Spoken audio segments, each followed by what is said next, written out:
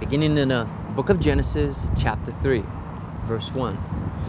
Now the serpent was more crafty than any beast of the field which the Lord God had made.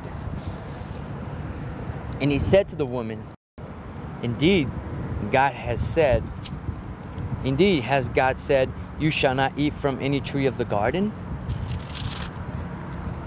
The woman said to the serpent, From the fruit of the trees of the garden we may eat. But from the fruit of the tree which is the middle of the garden, God has said, you shall not eat from it or touch it, or you will die. The serpent said to the woman, You surely will not die.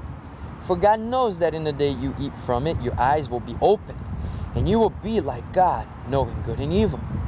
When the woman saw that the tree was good for food, and that it was a delight to the eyes, and that the tree was desirable to make one wise, she took from its fruit and ate.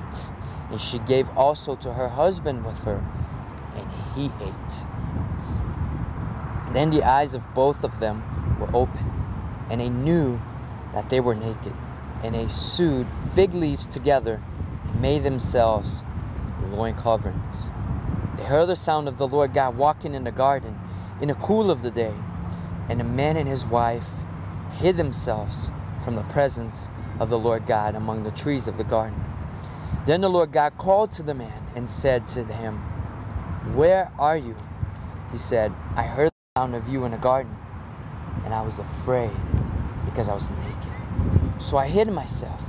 And he said, Who told you that you were naked? Have you eaten from the tree of which I commanded you not to eat? The man said, The woman who you gave to be with me, she gave me from the tree, and I ate. Then the Lord God said to the woman, What is this you have done? And the woman said, The serpent deceived me, and I ate. The Lord God said to the serpent, Because you have done this, cursed are you more than all cattle, and more than every beast of the field. On your belly you will go, and dust you will eat all the days of your life. And I will put enmity between you and the woman, and between your seed and her seed. He shall bruise you on the head, and you shall bruise him on the heel. To the woman he said, I will greatly multiply your pain in childbirth. In pain you will bring forth children. Yet your desire will be for your husband, and he will rule over you. Then to Adam he said, Because you have listened to the voice of your wife, and have eaten from the tree about which I commanded you, saying, You shall not eat from it. Cursed is the ground because of you. In toil you will eat of it all the days of your life.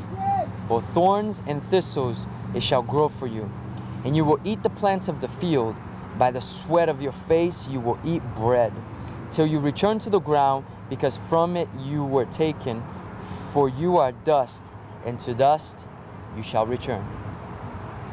Now the man called his wife's name Eve, because she was the mother of all the living.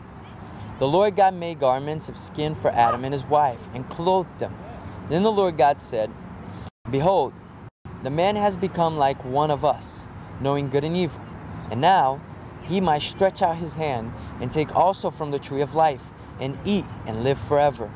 Therefore the Lord God sent him out from the Garden of Eden, to cultivate the ground from which he was taken.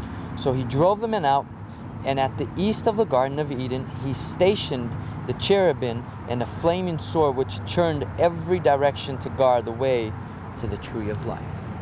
And that concludes the reading of the book of Genesis, chapter 3.